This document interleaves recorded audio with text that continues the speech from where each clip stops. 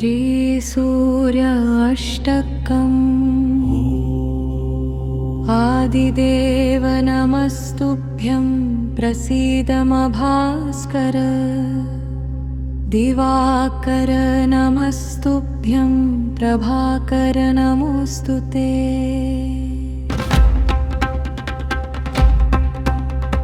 सप्ताश्वरथमारूढं प्रचण्डं कश्यपात्मजं श्वेतपद्मधरं देवं तं सूर्यं प्रणमाम्यहम्।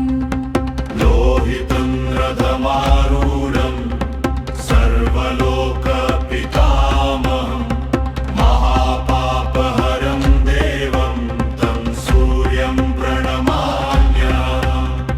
त्रैगुण्यं च महाशूरं ब्रह्म विष्णु महेश्वरं महापापहरं देवं तं सूर्यं प्रणमाम्यहम्। लोहितं रथमारूढं सर्वलोकपितामहं महापापहरं देवं तं सूर्यं प्रणमाम्यहम्। गृह्णितं तेजसां पुञ्जं वायुमाकाशमेव च प्रभुं च सर्वलोकानां तं सूर्यं प्रणमाम्यहम्। बन्धूकपुष्पसङ्काशं हारकुण्डलभूषितम् एकचक्रधरं देवं तं सूर्यं प्रणमाम्यहम्। विश्वेशं विश्वकर्तारं महातेजः प्रदीपनं महापापहरं देवं तं सूर्यं प्रणमाम्यहम्।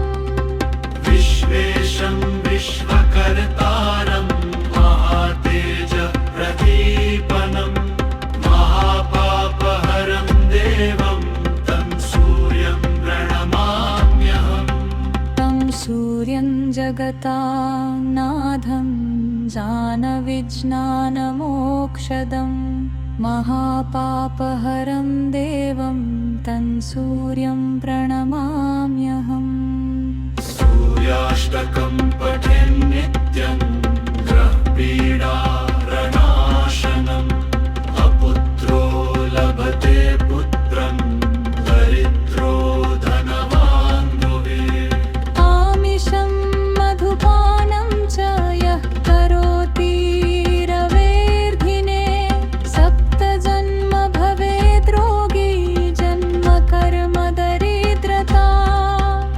स्थिपितैलमधुमासानि अस्त्यजेद्दूरवेर्धिने न व्याधिशोकदारिद्र्यं सूर्यलोकं स गच्छति।